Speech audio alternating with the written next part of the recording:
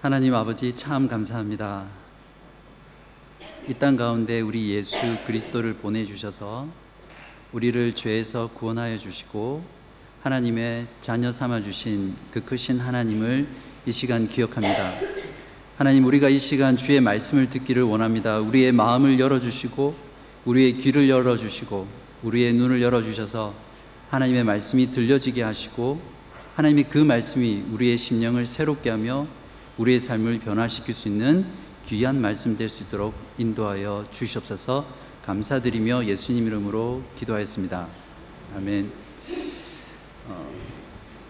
제가 지난 학기에 중간고사를 마치고 오랜만에 모비딕이라는 소설을 영화로 만든 실화를 이렇게 봤습니다. 그 영화 제목은 Heart of the Sea라고 바다 한가운데서 이렇게 번역할 수 있겠죠.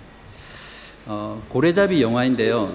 영화 후반부에 가면 길이 30m가 되며 무게는 80톤이나 되는 엄청난 크기의 그 향유 고래가 약 230톤 가량 나가는 그 커다란 포경선을 이렇게 10분 만에 이렇게 침몰시키는 그런 장면이 나옵니다. 그때부터 21명의 조난대원은 94일 동안 7,200km를 구명보트 3개에 나누어서 이렇게 표류하게 되었습니다. 장렬하는 그 태양 아래에서 식수도 떨어지고 또 가져간 그 건빵도 이렇게 떨어지자 그들은 점점 탈수와 굶주림으로 이렇게 죽어가고 있었습니다. 그러던 중에 동료 한 사람이 죽자 그들은 서로 눈치를 보면서 이렇게 갈등하기 시작했습니다. 결국 그들은 죽은 그 동료의 시체를 먹고 버티기로 결정을 했던 거죠. 그 동료 시체를 먹고 난 이후에도 이내 배고픔은 다시 찾아왔고 결국 그들은 한 명씩 제비를 뽑아서 그 인육을 먹으면서 이렇게 버텨가기로 이렇게 합의했습니다. 만약에 여러분이 이 상황이라면 여러분은 어떤 선택을 하셨겠습니까? 그들은 결국 그렇게 인육을 먹으며 목숨을 부지하다가 마지막으로 8명만 끝까지 살아남게 되고 극적으로 구조되는 그런 영화의 스토리였습니다.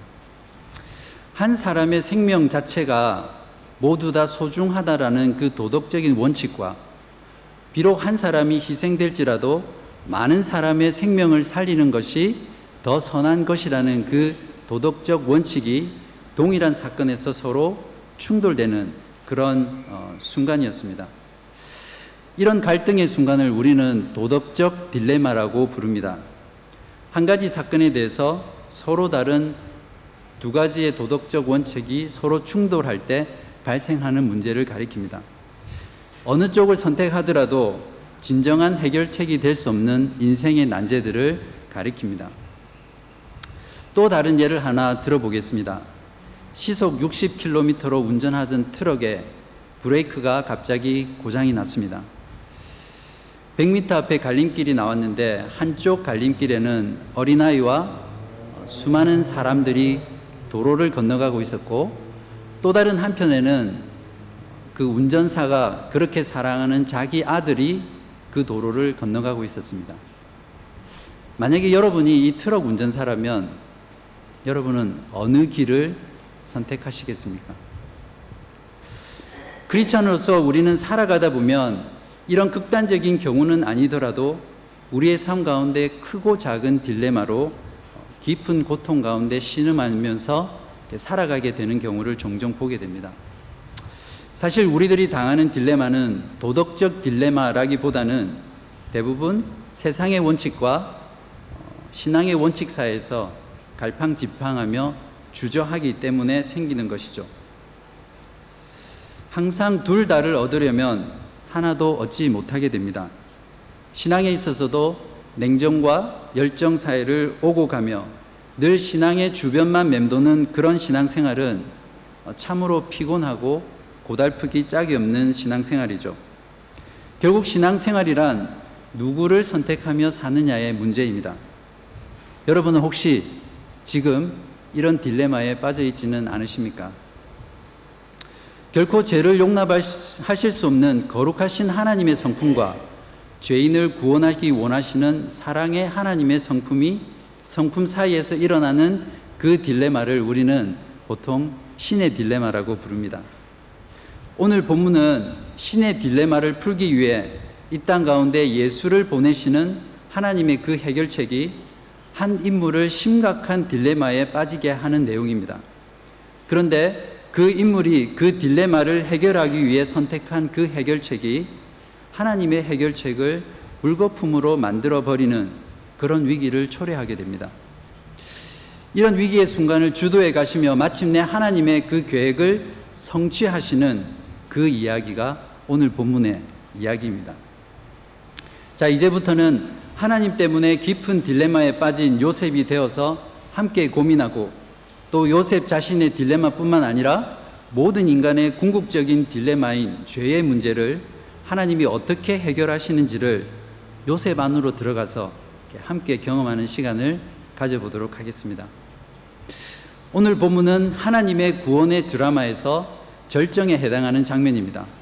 18절의 상반절을 보시면 예수 그리스도의 나심은 이러하니라로 시작하고 있습니다. 18절에서는 친절하게도 오늘의 드라마의 제목을 달아주고 있습니다. 오늘의 드라마 편의 제목은 예수 그리스도의 나심입니다. 요셉이 주연이고 조연은 천사, 마리아는 배경입니다. 철저히 요셉의 관점에서 요셉을 중심으로 진행되는 그런 드라마입니다. 이제 무대 위의 스포트라이트는 요셉에게 쏟아지고 카메라의 앵글은 요셉의 깊은 고뇌에 빠진 그 얼굴을 클로즈업하고 있습니다. 며칠 밤을 뜬 눈으로 지샜는지 눈에는 금방이라도 터질 듯한 그런 핏발이 서 있고 깊이 패인 눈 밑으로는 울음의 자국마저 있습니다. 깊이 떨군 고개는 다시는 올라오지 않을 것만 같습니다. 도대체 이 젊은 청년을 이토록 고뇌하고 있는 것은 무엇일까요? 18절 하반절을 보시기 바랍니다. 그의 어머니 마리아가 요셉과 약혼하고 동거하기 전에 성령으로 잉태된 것이 나타났더니, 하나님의 딜레마의 해결책은 마리아의 몸을 빌어 하나님의 아들을 보내는 것이었습니다. 마리아가 잉태한 것은 성령으로 잉태된 것이었죠. 또한 하나님의 또 다른 딜레마가 있는데요. 그것은 자기 백성들의 죄를 위해 대신 죽어야 할 하나님의 아들은 완전한 인간이면서 또한 죄 없는 인간으로 태어나셔야 하셨습니다. 하나님은 요셉과는 상관없이 동정녀 마리아의 몸을 빌어 성령으로 잉태케 하심으로써 이 딜레마를 해결하셨습니다. 예수님은 자연적인 부부의 성관계를 통해 나시지 않음으로써 아담의 원죄와 죄성을 그 몸에 물려받지 않으시고 죄 없는 인간으로 태어나셨습니다. 성령으로 잉태하게 하신 것은 바로 신인을 보내시는 하나님의 딜레마에 대한 완벽한 해결책이었습니다. 우리는 여기서 잠깐 성령으로 잉태되었다는 것에 대해 살펴보기를 원합니다. 성경에서 하나님은 하나님의 영이신 성령을 통하여 하나님의 창조의 사역을 행하셨습니다. 창세기 1장 2절을 보시면 땅이 혼돈하고 공허하며 흑암이 깊음 위에 있고 하나님의 영은 수면 위에 운행하시니라 라고 되어 있습니다. 여기서 수면 위에 운행하시니라 라는 이 말은 마치 닭이 알을 품듯이 품다라는 그런 의미를 지니고 있습니다. 또한 시편 33편 6절에는 여호와의 말씀으로 하늘이 지음이 되었으며 그 만상을 그의 입 기운으로 이루었도다 라고 되어 있습니다. 또한 천사 가브리엘이 마리아에게 나타나서 성령으로 아이를 낳을 것을 알려주실 때에 예수님을 잉태하게 하신 성령님에 대해 이렇게 누가복음 1장 35절에 말씀하고 있습니다. 천사가 대답하여 이르되 성령이 내게 임하시고 지극히 높으신 이의 능력이 너를 덮으시리니 이러므로 나실 바 거룩한 이는 하나님의 아들이라 일컬어지리라 라고 말씀하고 있습니다. 여기서도 덮다라는 동사가 품다라는 그 뜻과 동일한 의미입니다. 그러므로 성령으로 잉태된 아들은 하나님의 새로운 창조가 시작되었다는 것을 우리들에게 말씀하고 있습니다. 죄로 인해 깨어진 모든 질서와 관계를 회복시킬 새로운 창조의 시작을 예수 그리스도의 나심을 통해서 이제 하시겠다는 그 뜻이죠. 유대인의 결혼 풍습은 세상의 어떤 민족보다 가장 까다롭고 가장 복잡하기로 유명합니다. 보통 3단계로 이루어져 있는데요. 대개 여자아이가 12살이 되면 약혼을 하게 됩니다. 그리고 결혼 정년기가 되면 정혼을 하게 되는데 짧게는 1년 정도의 시간을 정혼 기간으로 잡습니다. 이때 정혼한 여자를 여자의 부모가 데리고 살면서 그 기간 동안 여자의 정조를 지켜주게 되죠. 유대인에게 있어서 정혼이란 배우자의 사망이나 이혼이 아니고서는 결코 파할 수 없는 결혼과 동일한 그런 강력한 구속력을 가진 계약이었습니다. 그리고 정혼 기간이 끝나면 신랑은 신부를 데려와서 부부관계를 가지면 비로소 결혼이 완성됩니다. 그런데 문제는 바로 여기서 터졌습니다.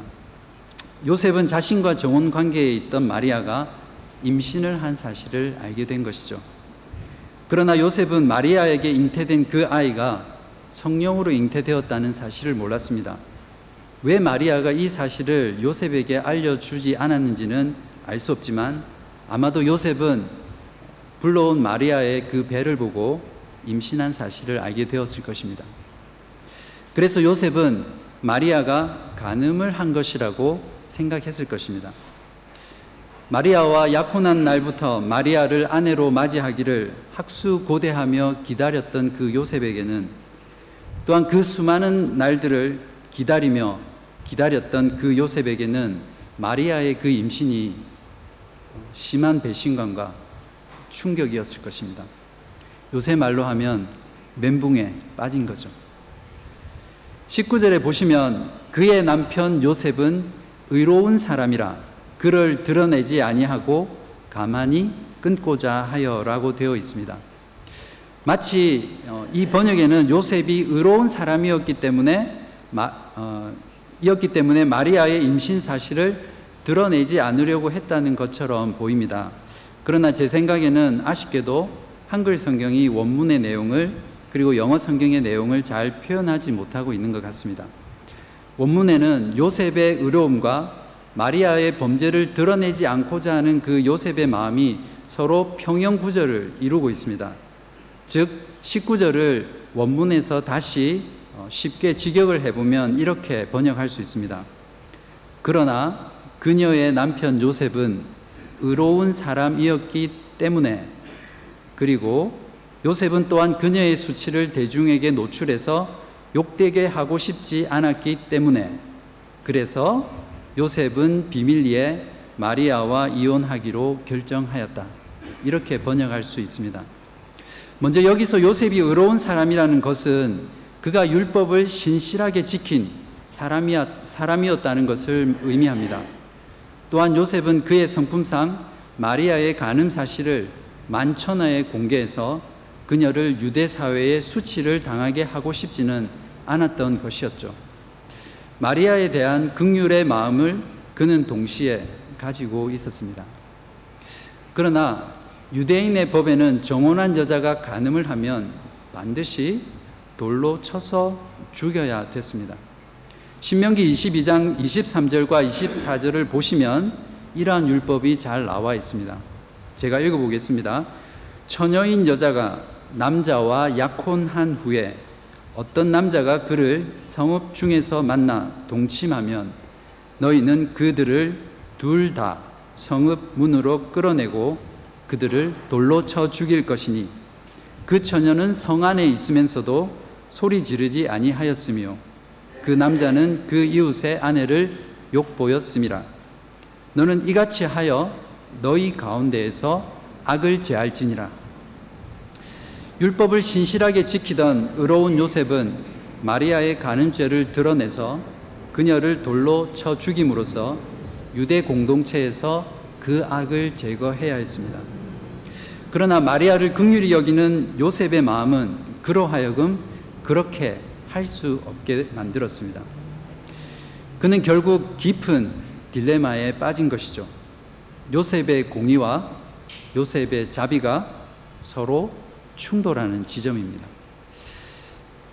여기 계신 남성 교우 여러분, 만일 여러분의 약혼자가 결혼식 전에 다른 남자의 아이를 임신해서 배가 부른 걸 알게 되었다면 여러분은 어떤 심정이겠습니까? 또한 여러분은 이 사태를 어떻게 해결하시겠습니까? 성경은 요셉이 자기의 딜레마에 대한 해결책으로 가만히 끊고자 하였다라고 말하고 있습니다. 요셉의 의로움은 끊고자로, 요셉의 마리아에 대한 긍휼은 가만히로 나타났습니다. 요셉은 아무도 모르게 마리아와의 정혼을 파하는 것으로 자신의 딜레마를 해결하기로 결정하였습니다. 이제 요셉이 자신의 결정을 실행에 옮기는 순간 하나님의 모든 계획은 어그러지게 될 위기에 처하게 되었습니다. 이제 마리아의 몸에 잉태한 아들은 태어나더라도 법적으로 다윗의 후손이 되지 못하게 되고 결국 미혼모의 아들이 되어버릴 것입니다. 하나님께서 이것을 원치 않으신다면 하나님께서는 마리아의 태중에 있는 아이를 유산시키신 뒤에 새로운 제2의 마리아를 찾아서 다시 이 일을 시작하셔야만 합니다. 그리고 이번에는 미리 요셉에게 나타나셔서, 제가 경상도 말로 한번 해보겠습니다. 이번에는 내가 성령으로 임신하게 할 건데 지난번처럼 나한테 말도 안 하고 네 혼자 이혼하면 안 된대 라고 친절하게 알려주셔야 할지도 모르겠습니다. 물론 전능하신 하나님에게는 절대로 일어날 수 없는 가정이긴 하지만 하나님의 입장에서 보면 요셉이 선택한 그 딜레마를 푸는 방식은 하나님의 모든 구원 계획을 수포로 만들어 버리게 할 수 있는 그런 어처구니 없는 그런 일이 될 수 있었습니다. 구약 성경의 모든 약속과 예언은 다 거짓이 되고 하나님을 거짓말쟁이로 만들어버리는 그런 꼴이 되어버립니다.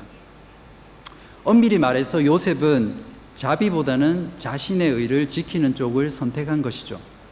설령 그가 마리아를 생각해서 가만히 이혼을 했다 하더라도 점점 남산만큼 불러오는 마리아의 배는 사람들에게 숨길 수 없었을 것이고 결국 사람들에게 발각되고 말았을 것입니다. 그리고 마리아와 뱃속의 아이는 돌에 맞아 죽었겠죠. 아마도 요셉은 이런 사실을 미리 충분히 예측했을지도 모릅니다. 그가 진정 마리아를 사랑했다면 임신한 사실을 덮어주고 그를 아내로 맞이하여 마리아를 살리려고 했을 것입니다. 그러나 이렇게 하는 것이 율법을 진실되게 지켰던 그 요셉에게는 용납하기 어려운 일이었던 거죠. 이처럼 인간의 자기의는 자기도 모르게 하나님의 큰 뜻을 거스리게 됩니다. 아무튼 요셉은 간음을 한 마리아와 파혼을 하고 가만히 끊기로 굳게 마음을 먹었습니다. 20절을 한번 보십시오. 이 일을 생각할 때에 라는 표현이 나오는데요. 이 단어의 의미를 원어 사전에서 찾아보면 어떤 사실에 대해 주의 깊게 생각해서 정보를 처리했다 혹은 곰곰이 곱씹어 생각했다라는 그런 뜻을 가지고 있습니다. 요셉은 자신의 결정을 어떻게 진행할지를 생각하고 계획하고 묵상했다는 그런 말입니다. 아무리 비밀리에 파혼을 하더라도 당시 유대법상 최소 2명의 증인이 필요했는데 누구를 증인으로 세울 것이며 또한 이 사실을 자기 부모님에게 어떻게 알릴 것이며 또한 장인 장모님에게 어떻게 알릴 것인지를 몇 월 며칠 어디에서 파혼을 할 건지를 그는 계획하고 생각했을 것입니다. 또한 파혼한 뒤에 마리아와 아기가 어떻게 될지에 대한 그 염려와 걱정과 그리고 자책감으로 인해서 그는 괴로워하였고 몸을 이리저리 뒤척이며 고통 가운데 있었을 것입니다. 그러나 이제 마리아와의 이혼은 시간 문제입니다. 중간에 누가 개입하지 않는 한 모든 것이 요셉의 계획대로 진행될 찰나이죠. 바로 이때 하나님이 개입하십니다. 20절을 보시기 바랍니다.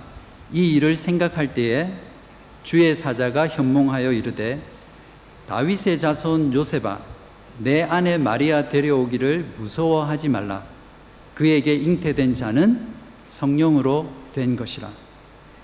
한글 성경에는 생략되어 있지만 원문에는 주의 사자가 현몽하여라는 단어 바로 앞에 보라라는 단어가 있습니다. 다시 읽어보면 이렇습니다. 이 일을 생각할 때에 보라, behold, 주의 사자가 현몽하여 이르시되, 이렇게 읽어야 합니다. 사건의 드라마틱한 대반전을 극적으로 그리고 생생하게 그려주는 말입니다. 하나님이 주의 사자를 보내셔서 마리아의 임신 사건을 친절하게 해석해 주고 계신 거죠. 여기서 우리는 주의 사자가 요셉에게 전한 메시지에 담겨 있는 놀라운 내용 두 가지를 살펴보아야 합니다. 첫 번째로 20절에서 주의 사자는 다윗의 자손 요셉아라고 부르고 있습니다. 예수님의 아버지가 될 사람은 바로 다윗 왕의 후손인 너 요셉이라는 것을 강조하고 있는 것이죠. 요셉이 반드시 아버지이어야 합니다. 그것이 예수 그리스도를 다윗의 후손으로 오실 메시아가 되게 하기 때문이죠. 두 번째는 21절에 있습니다. 21절을 보십시오. 아들을 낳으리니 이름을 예수라 하라. 이는 그가 자기 백성을 그들의 죄에서 구원할 자이심이라 하니라. 성령으로 잉태된 아들은 예수라는 이름을 가진 자입니다. 예수라는 이름은 여호와가 구원하신다 또는 여호와는 구원이라는 그런 뜻을 가진 히브리 이름 여호수아의 헬라어이죠. 장차 태어날 아들 예수는 여호와의 구원이라는 그런 뜻입니다. 이스라엘 백성들이 모세의 후계자인 여호수아에 의해서 요단강을 건너서 약속의 땅 가나안 땅에 들어가게 하심으로써 하나님은 이스라엘 백성들을 이방 나라에서 구원해 주셨습니다. 마찬가지로 이제 아들 예수를 통하여 자기 백성을 그들의 죄로부터 구원하셔서 하나님의 나라로 들어가게 하시려는 것이죠. 또한 21절 하반절에서 예수님이 이 땅에 나신 이유가 무엇이라고 오늘 성경은 말씀하고 계십니까? 성경은 분명히 예수님은 자기 백성을 그들의 죄에서 구원하실 자라고 말씀하고 있습니다. 그 당시 유다 백성을 압제하던 로마 제국으로부터 구원하시기 위해서 예수님이 오셨다고 말하고 있지 않습니다. 예수님은 이 세상을 유토피아로 건설하기 위해 오시지 않았습니다. 이 세상을 좀 더 아름답고 행복한 세상으로 만들기 위해서, 이 세상을 좀 더 인간답고 인간이 살기에 더 좋은 세상으로 만들기 위해 예수님이 이 땅 가운데 오셨다고 성경은 결코 말씀하고 있지 않습니다. 하나님의 아들 예수 그리스도께서 이 땅에 오신 유일한 목적은 자기 백성들을 그들의 죄에서 구원하기 위해 오셨음을 성경이 우리들에게 가르쳐 주고 있습니다. 죄의 문제를 해결받는 것이 여호와 하나님으로부터 구원을 받는 궁극적인 길이죠. 모든 인류와 창조 세계의 궁극적인 문제의 본질은 바로 죄의 문제입니다. 우리가 경험하는 모든 악들, 가난, 질병, 죽음, 이런 것들은 모두 죄의 증상이며 죄의 결과들입니다. 그렇기 때문에 그분이 이 땅에 오신 목적은 바로 이 죄의 문제를 해결하기 위해 오셔야 했습니다. 그러므로 내가 죄인임을 철저히 자각하지 못하는 자에게는 예수님이 결코 구원자가 될 수 없습니다. 그에게 예수님이 필요할 이유가 전혀 없는 거죠. 우리가 예수님을 만나는 지점은 바로 우리가 얼마나 악한 죄인인가를, 우리가 도무지 구원받을 수 없는 철저한 죄인인지를 깨닫고 자각하는 그 순간에서부터 예수 그리스도를 만날 수 있습니다. 우리를 죄에서 구원하실 수 있는 분은 오직 예수님 뿐이라고 마음으로 진실되게 고백하는 그 고백이 있을 때입니다. 우리 스스로는 도무지 죄에서 구원받을 수 없는 전적으로 무능한 존재이며 전적으로 그리스도 의존적인 존재라는 것을 고백할 때 우리는 그 지점에서 예수 그리스도를 만날 수 있습니다. 예수님은 자기 백성들을 그들의 죄에서 구원하실 자이십니다. 이어서 마태는 마리아의 몸에 성령으로 잉태한 아들의 탄생이 선지자를 통해 이스라엘 백성들에게 계시하신 하나님의 말씀의 성취라고 말하고 있습니다. 마태는 이사야서를 7장 14절을 인용하면서 이렇게 말하고 있습니다. 본문 22절과 23절을 함께 보시겠습니다.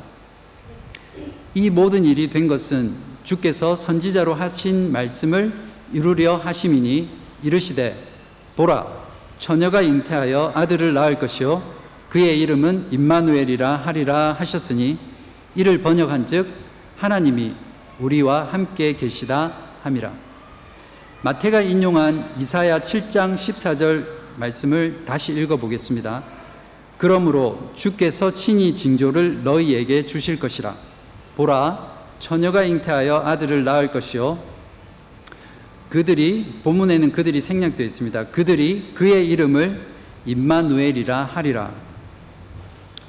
물론 이사야의 예언은 이방 나라였던 아람과 연합한 북이스라엘이 남유다를 침공하려 할 때 이것을 두려워했던 아하스 왕과 유다 백성들을 하나님께서 지켜주시겠다는 그 약속으로 주신 징조의 예언이었습니다.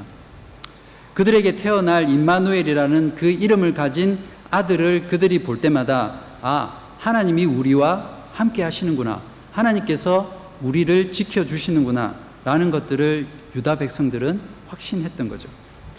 그러나 마태는 그들에게 날 임마누엘의 아들에 대한 그 예언이 곧 동정녀 마리아에게서 날 아들 예수에게서 성취될 것이라고 해석하고 있습니다. 이사야의 임마누엘의 예언은 궁극적으로 성령으로 잉태한 아들 예수 그리스도에서 성취되었다는 것을 우리 독자들에게 보여주고 있는 것이죠. 이런 면에서 마태는 예수님의 제자답게 오늘날로 치면 성경 신학자로서의 면모를 잘 보여주고 있습니다. 모든 성경은 그리스도를 가리키고 있고 모든 성경은 그리스도를 말하고 있습니다. 이것이 바로 성경을 바르게 해석하는 성경 해석의 원리입니다. 이사야 7장 14절의 예언의 말씀에는 그들이 그의 이름을 임마누엘이라 부를 것이라고 하였지만 오늘 본문에 요셉에게 말한 21절에서는 너는 그의 이름을 예수라 부를 것이다 이렇게 말하고 있습니다. 그들이 너로 임마누엘이 예수로 바뀌는 것을 주의 깊게 읽어보십시오. 이것을 통해 우리는 선지자 이사야의 임마누엘의 예언이 동정녀 마리아에게서 성령으로 나신 예수님에게서 성취되었음을 알게 됩니다. 임마누엘이란 히브리 말로 하나님이 우리와 함께 하신다라는 그런 뜻인데요. 하나님의 형상으로 피조된 인간은 하나님과 함께 할 때만 그 생명력을 유지하며 행복하게 살 수 있는 그런 존재들입니다. 에덴 동산에서 하나님의 백성이었던 아담과 하와는 하나님께서 그들 가운데 거닐었고 그들 가운데 함께 했기 때문에 그 에덴 동산이 그들의 낙원이 되었던 것입니다. 사실 그들이 하나님을 반역해서 받은 그 형벌은 하나님과 함께 거하는 삶을 박탈당하는 형벌이었습니다. 그래서 하나님의 구원의 계획은 결국 하나님께서 다시 하나님의 자녀와 함께 거하시는 것이어야 했죠. 광야의 성막에서 그리고 가나안 땅의 성전을 통해서 하나님은 이스라엘 백성 가운데 거하셨습니다. 성막과 성전은 이스라엘의 백성들의 죄가 용서받는 그런 현장이었기 때문에 하나님께서 그들 백성과 함께 거하실 수 있는 장소였습니다. 이제 예수 그리스도의 모형이던 성막과 성전은 사라졌습니다. 하나님께서는 영원히 자기 백성과 함께 거하시기 위해 독생자 예수 그리스도를 우리에게 보내셨습니다. 그리고 자기 목숨을 십자가에 내어놓으시고 우리를 죄에서 구원하셨고 영원히 우리와 함께 거하시는 하나님이 되셨습니다. 할렐루야. 그리고 임마누엘의 주님은 우리와 세상 끝날까지 함께 하시겠다고 또한 약속하고 계십니다. 마태복음 28장 19절과 20절에서 예수님은 이렇게 약속하셨습니다. 그러므로 너희는 가서 모든 민족을 제자로 삼아 아버지와 아들과 성령의 이름으로 세례를 베풀고 내가 너희에게 분부한 모든 것을 가르쳐 지키게 하라. 볼지어다 내가 세상 끝날까지 너희와 항상 함께 있으리라 하시니라. 이제 우리는 세상 끝날까지 임마누엘 대신 예수님과 함께 이 땅을 주님의 제자로 살아가는 자들이 되었습니다. 우리의 주님은 세상 끝날까지 우리와 함께 거하실 것이며 세상이 끝나는 그날 영원히 우리를 영원한 그의 나라로 데려가 주실 것입니다. 요셉에게 주의 사자를 보내 마리아의 잉태 사건을 하나님이 해석해 주셨을 때 요셉의 딜레마는 완벽하게 해결되었습니다. 그의 떨군 고개는 다시 하늘을 향해 들게 되었고 그의 깊이 패인 볼과 눈에는 다시 생기가 돌기 시작했으며 그의 발걸음은 확신에 차서 순종의 걸음을 내딛게 되었죠. 그는 하나님의 계시의 말씀에 믿음으로 반응했고 하나님의 말씀에 100% 순종하는 삶으로 나아가게 되었습니다. 24절과 25절 상반절을 보시기 바랍니다. 요셉이 잠에서 깨어 일어나 주의 사자의 분부대로 행하여 그의 아내를 데려왔으나 아들을 낳기까지 동침하지 아니하더니 그는 주의 사자의 분부대로 마리아의 아내를 데려왔지만 아들을 낳기까지 동침하지 않았습니다. 요셉의 순종은 자기에게 계시해 준 하나님의 말씀을 참되게 알았고 참되게 믿었기 때문에 자연스럽게 나온 순종이었습니다. 신자가 살면서 만나는 모든 삶의 문제와 인생의 딜레마를 푸는 열쇠는 언제나 하나님의 말씀과 하나님의 말씀에 대한 바른 해석이어야 함을 여러분은 잊지 마시기 바랍니다. 우리의 방법과 우리의 지혜로 우리가 봉착한 딜레마를 해결하려고 하면 언제나 하나님의 뜻을 거스르게 됩니다. 신자는 반드시 하나님의 말씀 안에서 답을 찾고 하나님의 말씀을 신뢰하며 살아가는 그런 자들입니다. 자, 이제 오늘 본문의 마지막인 25절 하반절을 함께 읽겠습니다. 마지막이니까 같이 한번 읽어보겠습니다. 나음에부터 시작하겠습니다. 시작. 나음의 이름을 예수라 하니라. 임마누엘이신 예수가 드디어 이 세상에 나셨습니다. 할렐루야. 하나님이 인간이 되셔서 우리 가운데 나타나셨고 우리와 함께 하셨습니다. 이사야 시대의 임마누엘의 그 아들이 이제 아들 예수로 우리에게 오셨습니다. 여러분, 지금 그리고 앞으로 살아가시면서 이 땅의 현실에서는 결코 해결할 수 없는 그런 문제를 만나시더라도 결코 낙심하거나 절망하지 마시기 바랍니다. 왜냐하면 우리의 삶이 가진 모든 딜레마의 궁극적인 해결은 우리를 죄에서 구원하기 위해 이 땅에 오신 임마누엘 되신 예수 그리스도이시기 때문입니다. 믿습니까? 우리는 하나님으로부터 이미 모든 삶의 문제를 영원의 시간에서 해결받은 그런 존재들 아닙니까? 그래서 우리는 이 세상 가운데 가장 행복한 자라고 노래 부를 수 있는 자들이죠. 예수 그리스도의 십자가의 사역과 능력이 인생의 딜레마를 해결하는 참된 열쇠임을 언제나 잊지 마시길 진심으로 바랍니다. 이제 말씀을 맺도록 하겠습니다. 오늘은 무슨 날이죠? 오늘은 크리스마스입니다. 세상은 예수 그리스도와 아무런 상관없는 축제를 벌이고 있습니다. 예수님의 나심의 참된 의미를 알지 못한 채 아기 예수의 탄생을 축하하며 심지어는 임마누엘을 노래하기도 합니다. 그러나 예수 그리스도가 마음에 없는 자들에게는 하나님의 임재인 임마누엘이 그들에겐 하나님의 무서운 심판이며 죽음을 의미합니다. 임마누엘 예수의 나심은 오직 죄로부터 구원받은 하나님의 백성들에게만 복된 소식이 됨을 믿으시기 바랍니다. 임마누엘의 예수가 없는 크리스마스의 모든 노래는 장송곡이나 마찬가지죠. 우리 다 같이 세상에게 크리스마스에 불러야 할 참된 노래를 들려주기로 합시다.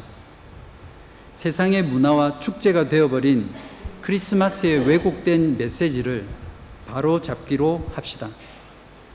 세상을 향해 예수 그리스도는 자기 백성들을 그들의 죄에서 구원하러 오신 메시아라는 그 사실을 가감없이 선포하는 우리들이 되기를 원합니다. 자신이 죄인임을 진심으로 회개하고 예수님께 돌아와 예수님이 하나님의 아들이라는 사실을 진실되게 믿고 예수님을 따른다면 그 모든 자는 구원을 받으리라는 그 은혜의 복음을 세상을 향하여 담대히 선포하는 우리들 되기를 진심으로 바랍니다. 예수님은 우리를 우리의 죄로부터 구원하기 위해 하늘로부터 이 땅으로 내려오신 임마누엘이십니다. 크리스마스인 오늘 임마누엘이신 예수 그리스도가 저와 여러분의 삶의 모든 딜레마에 진정한 해답임을 깊이 마음 가운데 확신하는 그런 하루가 되시기를 바랍니다.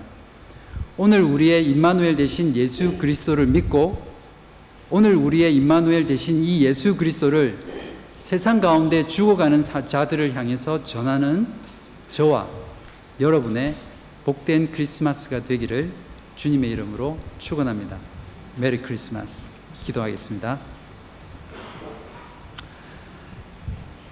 하나님 정말 감사합니다. 하나님의 그 사랑이 예수 그리스도 임마누엘에게 나타나시고 그 예수 그리스도를 통해서 우리에게 주어진 그 사실을 기억할 때에 우리가 얼마나 하나님께 감사하며 하나님을 찬송하고 또 하나님을 높일 수밖에 없음을 고백합니다. 하나님 아버지, 오늘 말씀을 통하여서 예수 그리스도 임마누엘 되신 예수 그리스도의 나심이 무엇인지 하나님의 말씀을 통해서 분명히 알고 돌아가는 저희들 되게 하여 주시고 이 임마누엘 되신 예수 그리스도를 세상 가운데 담대하게 메시지를 왜곡하지 않고 전하는 저희들 될 수 있도록 도와주시옵소서. 하나님, 크리스마스이기 때문에 더 외롭고 더 소외되는 이 땅 가운데 많은 가난한 자들, 또 불쌍한 자들, 또 연약한 자들, 병든 자들, 아픈 자들, 어린아이들, 전쟁 가운데 있는 모든 하나님 자들을 기억하여 주시고 그들이 비록 이 땅 가운데서 그 문제가 해결되지 않는다 하더라도 죄의 문제를 해결하러 오신 예수 그리스도 그분을 만나서 영원히 그들의 문제가 해결되는 그 나라로 갈 수 있는 그 복음의 메시지를 들을 수 있도록 그리하여 그리스도로 말미암아 행복한 오늘이 될 수 있도록 하나님 역사하여 주시옵소서. 감사드리며 이 모든 말씀 예수님 이름으로 기도하였습니다. 아멘.